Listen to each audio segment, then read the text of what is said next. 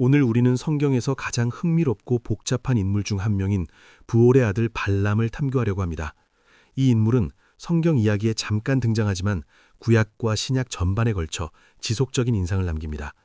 우리가 함께하는 시간이 끝날 무렵 여러분은 발람이 누구였는지, 그가 활동했던 역사적 맥락, 이스라엘 이야기에서 그의 중추적인 역할, 그리고 궁극적으로 그의 비극적인 몰락을 이해하게 될 것입니다. 세부 사항을 살펴보기 전에 발람이 왜 우리의 관심을 받을 가치가 있는지 설명하겠습니다. 발람은 성경에서 이스라엘의 하나님으로부터 진정으로 말씀을 들은 비이스라엘인 선지자로서 독특합니다. 그는 이스라엘 사람이 아닙니다. 그는 언약 공동체의 일원이 아닙니다. 그러나 하나님은 그를 통해 말씀하십니다. 이것만으로도 그는 매력적입니다. 하지만 그것만이 아닙니다. 발람의 이야기에는 말하는 동물, 보이지 않는 천사, 예언적 시, 그리고 궁극적으로 타협의 위험에 대한 경고적인 이야기가 포함되어 있습니다. 그의 이름은 후대의 성경 기록에서 종교적 부패의 동의어가 됩니다. 그러니 준비하세요. 이것은 상당한 여정입니다. 기본부터 시작하겠습니다. 발람은 누구였습니까? 우리의 주요 출처는 민수기 22장부터 24장까지이며 민수기 31장, 신명기 23장, 여호수아 13장과 24장, 그리고 신약의 베드로 후서, 유다서, 요한계시록에 추가적인 언급이 있습니다. 발람은 부올의 아들로 확인되며 부돌 출신으로 아마우 땅 또는 아람의 유프라테스강 근처에 있는 것으로 묘사됩니다. 이것은 그를 북부 메소포타미아, 우리가 오늘날 고대 시리아나 이라크 북부와 연관시킬 수 있는 지역에 배치합니다. 이것은 중요합니다. 이스라엘이 여행하던 곳에서 멀리 떨어져 있기 때문입니다. 우리는 수백 마일의 거리에 대해 이야기하고 있습니다. 자, 발람의 직업은 무엇이었습니까? 본문은 그를 선지자라고 부르지만 더 구체적으로 말하면 그는 우리가 점쟁이나 복술가라고 부를 수 있는 사람이었습니다. 고대 근동세계에서 그러한 인물들은 매우 인기가 있었습니다. 그들은 신선한 지식과 초자연적인 힘에 접근할 수 있다고 믿어졌습니다. 왕들과 통치자들은 전쟁을 하기 전에, 중요한 결정을 내리기 전에 또는 위협에 대처하기 전에 그들과 상담했습니다. 발람은 분명히 상당한 명성을 쌓았습니다. 그의 서비스는 수요가 많았으며 그는 상당한 비용을 요구했습니다. 이해해야 할 중요한 점은 다음과 같습니다. 발람은 배경상 유일 신론자가 아니었습니다. 그는 사람들이 많은 신들을 믿었던 다신교 문화에서 왔습니다. 그러나 어떻게든 발람은 이스라엘의 하나님 야훼의 능력을 인정하게 됩니다. 이전의 만남을 통해서인지 아니면 그의 명성이 단순히 퍼졌는지 우리는 완전히 확신할 수 없습니다. 그러나 이야기가 시작할 때 발람은 이스라엘 사람이 아님에도 불구하고 이스라엘의 하나님과 소통할 수 있는 사람입니다. 발람의 역할을 이해하려면 역사적 맥락을 파악해야 합니다. 그림을 그려드리겠습니다. 시간은 슈레브에 대한 연대 체계에 따라 대략 기원전 1400년에서 1200년입니다. 이스라엘 백성은 이집트의 노예 상태에서 구출되었습니다. 그들은 시내산에서 율법을 받았습니다. 그들은 불순종으로 인해 거의 40년 동안 광야를 방황했습니다. 이제 마침내 그들은 약속의 땅을 향해 이동하고 있습니다. 민수기 22장이 시작될 때 이스라엘 사람들은 여리고 맞은편 요단강 동쪽 모압 평원에 진을 치고 있습니다. 그들은 방금 아모리 왕 시혼과 옥을 전투에서 물리쳤습니다. 그들의 군사적 성공은 지역 전체에 충격파를 보냈습니다. 자, 모압은 사해 동쪽에 위치한 왕국이었습니다. 모압 사람들은 실제로 아브라함의 조카 롯의 후손인 이스라엘의 먼 친척이었습니다. 그러나 그들 사이에는 사랑이 없었습니다. 그리고 이 순간 모압은 공포에 떨고 있습니다. 발락이 등장합니다. 본문은 발락과 모든 모압이 이스라엘 사람들 때문에 두려움으로 가득 찼다고 말합니다. 민수기 22장 3절은 모압이 사람이 많음으로 말미암아 심히 두려워하였고 모압이 이스라엘 자손으로 말미암아 번민하였더라고 말합니다. 여기에 언어는 강력합니다. 이것은 단순한 우려가 아니라 공황입니다. 발락은 자신의 선택지를 살펴봅니다. 그는 이스라엘을 군사적으로 물리칠 수 없습니다. 그들은 방금 그보다 더 강력한 군대를 분쇄했습니다. 그래서 그는 초자연적 전쟁으로 눈을 돌립니다. 검으로 그들을 이길 수 없다면 아마도 저주로 이길 수 있을 것입니다. 그리고 이를 위해 그는 돈으로 살 수 있는 최고의 저주 제작자가 필요합니다. 그는 발람이 필요합니다. 이것은 고대 세계관에 대해 우리에게 무언가를 말해줍니다. 이 시대의 사람들은 축복과 저주의 힘을 깊이 믿었습니다.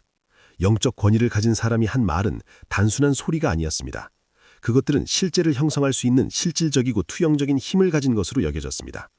강력한 점쟁이의 저주는 이론적으로 군대를 약화시키고 질병을 가져오거나 패배를 초래할 수 있었습니다. 따라서 발락의 전략은 우리에게 이상하게 보일 수 있지만 그의 세계에서는 완벽하게 이해가 되었습니다.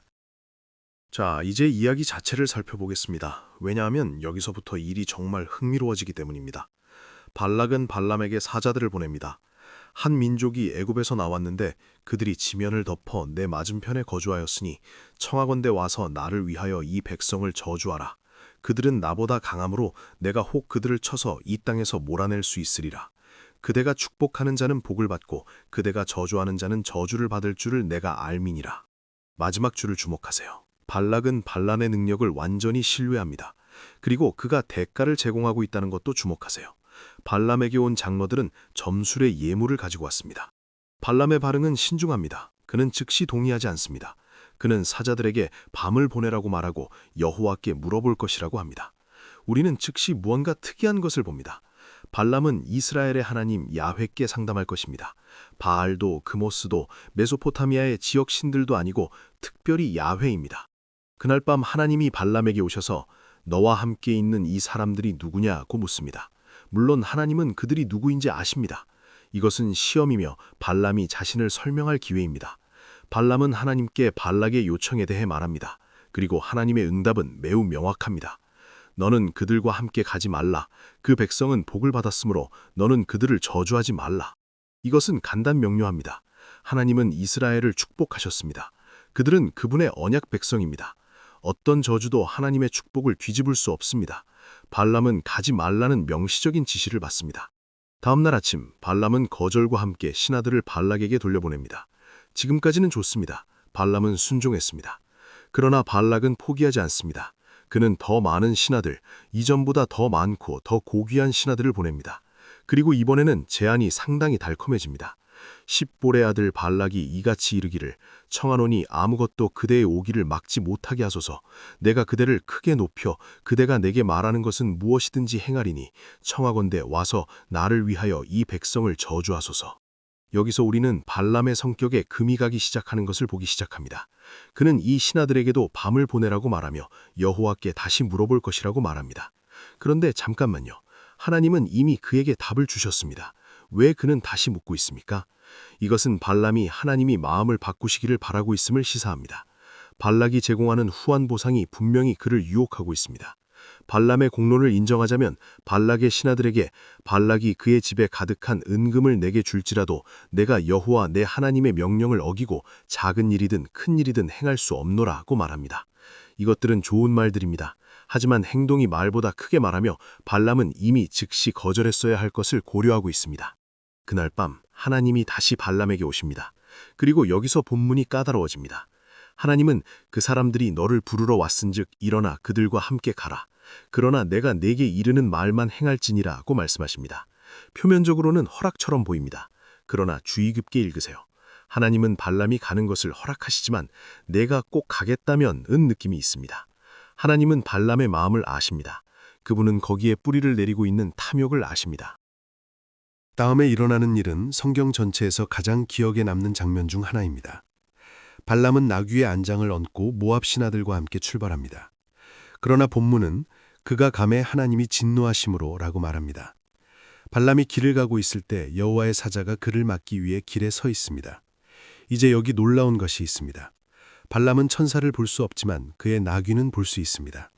나귀는 뽑은 검을 든 천사가 길에 서 있는 것을 보고 밭으로 돌아섭니다. 발람은 나귀를 길로 되돌리기 위해 나귀를 때립니다. 그런 다음 천사는 양쪽에 벽이 있는 두 포도원 사이의 좁은 길로 이동합니다. 나귀는 다시 천사를 보고 벽에 바짝 붙어 발람의 발을 벽에 짓밟습니다. 발람은 다시 그녀를 때립니다. 천사는 돌아설 공간이 없는 훨씬 더 좁은 곳으로 한 번 더 이동합니다. 이번에는 나귀가 단순히 발람 아래에 주저앉습니다. 그리고 이제 완전히 좌절한 발람은 지팡이로 나귀를 때립니다. 그러자 기적적인 일이 일어납니다. 여호와께서 나귀의 입을 여시니 그녀가 말합니다. 내가 내게 무엇을 하였기에 나를 이같이 3번을 때리느냐. 놀랍게도 발람은 나귀와 대화하는 것이 가장 자연스러운 일인 것처럼 그녀에게 대답합니다. 내가 나를 거역함으로 내 손에 칼이 있었더라면 너를 죽였으리라고 그는 말합니다. 나귀는 완벽한 논리로 응답합니다. 나는 내 암나귀가 아니냐. 내가 나를 타기 시작한 때부터 오늘까지 내게 이같이 한 일이 있었느냐. 아니라 발람이 인정합니다. 그러자 여호와께서 발람의 눈을 여시니 그가 뽑은 검을 든 천사가 길에 서 있는 것을 봅니다. 발람은 즉시 엎드려 절합니다. 천사가 그를 대면합니다. 내가 어찌하여 내 나귀를 이같이 3번을 때렸느냐? 보라, 내 길이 내 앞에 패역함으로 내가 너를 막으려고 나왔더니 나귀가 나를 보고 이같이 3번을 돌이켜 피하였느니라. 나귀가 만일 돌이켜 피하지 아니하였더라면 내가 벌써 너를 죽이고 나귀는 살렸으리라. 여기서 아이러니를 생각해 보세요. 이방 선지자는 영적 실제에 대해 눈이 멀었지만 그의 나귀는 더 나은 영적 분별력을 가지고 있습니다. 동물은 거룩한 것을 인식하지만 하나님의 사람이라고 여겨지는 자는 알아차리지 못합니다. 그것은 유머러스하면서도 깊이 엄숙합니다. 그것은 발람의 영적 삼각이 보상에 대한 욕망으로 둔화되었음을 드러냅니다. 발람은 고백합니다. 내가 범죄하였나이다. 당신이 나를 막으려고 길에 서신 줄을 내가 알지 못하였나이다. 이제 당신이 이를 기뻐하지 아니하시면 나는 돌아가겠나이다. 그러나 천사는 그에게 계속 가라고 말하며 같은 경고를 합니다. 하나님이 그에게 말씀하시는 것만 말하라. 발람이 모압에 도착했을 때 발락이 그를 만나러 나옵니다. 즉시 긴장감이 있습니다. 발락은 발람이 더 빨리 오지 않은 것에 대해 짜증을 냅니다. 그러나 발람은 그에게 경고합니다. 이제 내가 당신에게 왔거니와 내가 어찌 임의로 말할 수 있으리이까?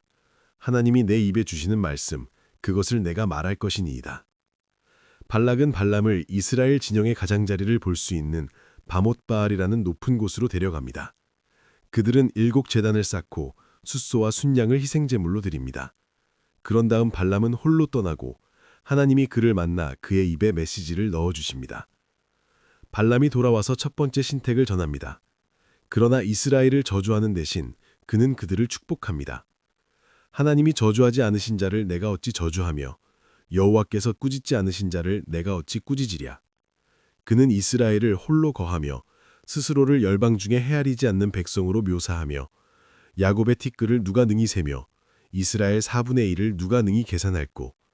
나는 의인의 죽음같이 죽기를 원하며 나의 종말이 그와 같기를 바라노라고 선포합니다. 발락은 분노합니다. 네가 어찌 내게 이같이 행하느냐. 나의 원수를 저주하라고 너를 데려왔거늘 네가 도리어 축복하였도다. 그러나 발람은 그에게 상기시킵니다. 여호와께서 내 입에 주신 말씀, 그것을 내가 말하지 아니할 수 없지 아니하니이까. 발락은 다시 시도하여 발람을 비스가 산 꼭대기의 다른 정서로 데려갑니다. 같은 의식, 7제단, 7숫소, 7순양, 그리고 다시 하나님이 발람을 만나 그에게 메시지를 주십니다. 두 번째 신탁은 훨씬 더 강조적입니다. 하나님은 사람이 아니시니 거짓말을 하지 않으시고 인생이 아니시니 후회가 없으시도다. 어찌 그 말씀하신 말을 행하지 않으시며 하신 말씀을 실행하지 않으시랴. 내가 축복의 명령을 받았으니 그가 하신 축복을 내가 돌이킬 수 없도다. 여호와는 야곱의 허물을 보지 아니하시며 이스라엘의 패역을 보지 아니하시는도다. 여호와 그의 하나님이 그와 함께 계시니 왕을 부르는 소리가 그 중에 있도다. 발람은 하나님이 능력으로 그들을 이집트에서 인도해내신 것을 묘사하며 어떤 점술이나 사술도 이스라엘을 대적하여 효력을 발휘할 수 없다고 선언합니다. 그는 심지어 그들의 미래에 대해서도 예언합니다. 이 백성이 암사자같이 일어나고 수사자같이 일어나서 움킨 것을 먹으며 죽인 피를 마시기까지는 눕지 아니하리로다. 발락은 제정신이 아닙니다. 그들을 저주하지도 말고 축복하지도 말라고 그는 외칩니다. 그러나 발람은 계속합니다. 내가 당신에게 말하여 이르기를 여호와께서 말씀하신 것은 내가 그대로 하지 않을 수 없다고 하지 아니하더이까. 한 번 더 발락이 시도합니다. 그는 발람을 광야가 내려다 보이는 부올 산꼭대기로 데려갑니다.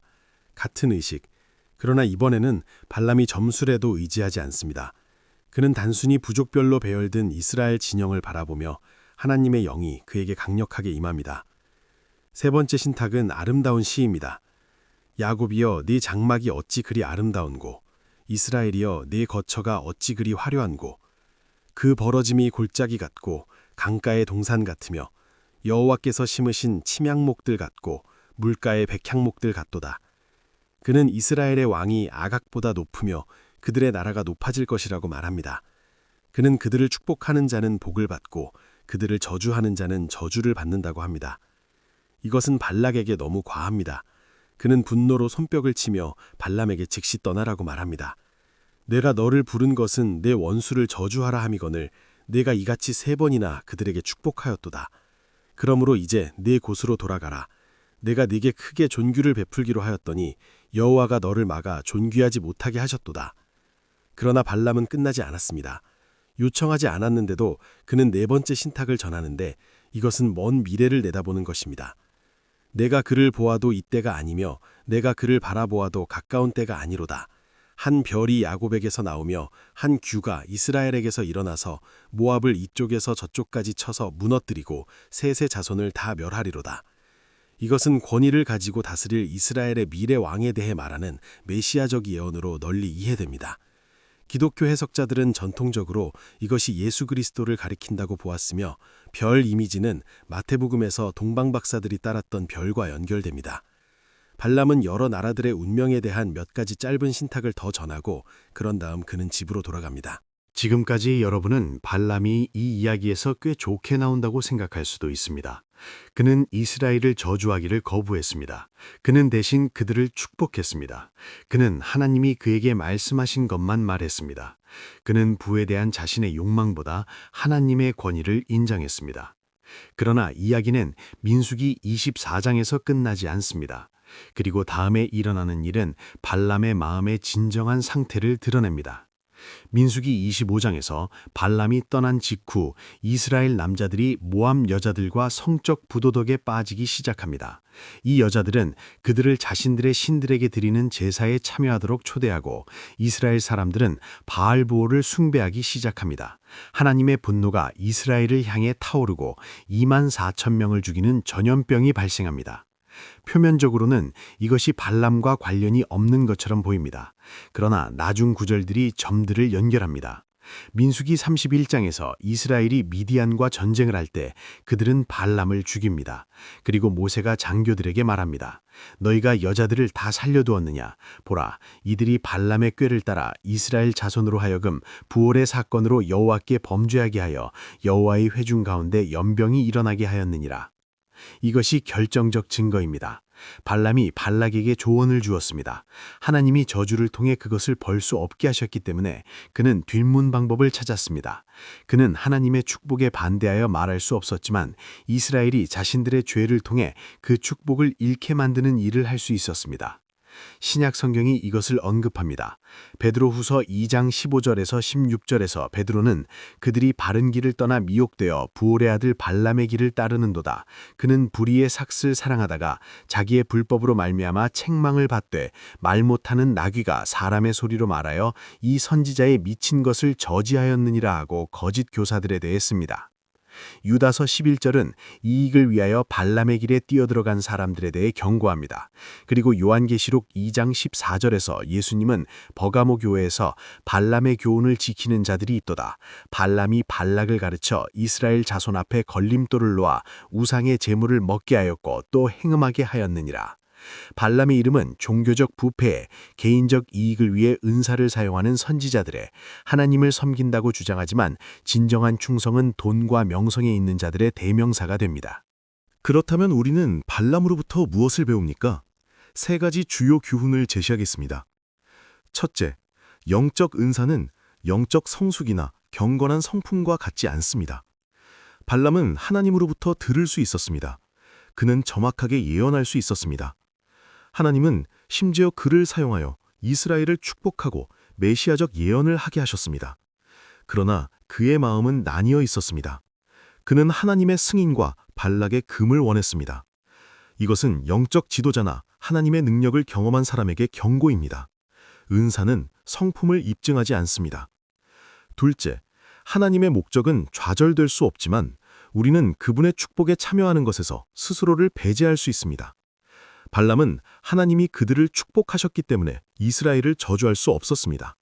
그러나 그의 조언을 통해 그는 많은 이스라엘 사람들이 죄에 빠져 약속의 땅에 들어가는 것을 놓치게 했습니다. 하나님의 궁극적인 계획은 진행되었지만 개인들은 타협으로 인해 고통받았습니다. 셋째, 부분적인 순종은 불순종입니다. 발람은 기술적으로 그 순간에 하나님께 순종했으며 하나님이 그에게 말씀하신 것만 말했습니다. 그러나 그의 마음은 반역적이었습니다. 그는 하나님을 존중하는 것처럼 보이면서 자신이 원하는 것을 얻을 방법, 허점을 찾고 있었습니다. 하나님은 마음을 보십니다. 그분은 우리의 진정한 동기를 아십니다. 발람은 성경에서 비극적인 인물로 서 있습니다. 그는 하나님과의 진정한 만남을 가졌습니다. 그는 깊은 진리를 말했습니다. 그러나 그는 의보다 돈을 더 사랑했고 그것은 그에게 모든 것을, 결국 그의 생명까지도 앗아갔습니다. 발람의 이야기는 우리에게 하나님의 뜻을 아는 것만으로는 충분하지 않다는 것을 상기시킵니다. 우리는 우리의 마음을 그것과 일치시켜야 합니다. 우리는 하나님을 섬기는 것과 우리 자신을 섬기는 것 사이에서 선택해야 합니다. 우리는 둘 다 가질 수 없습니다.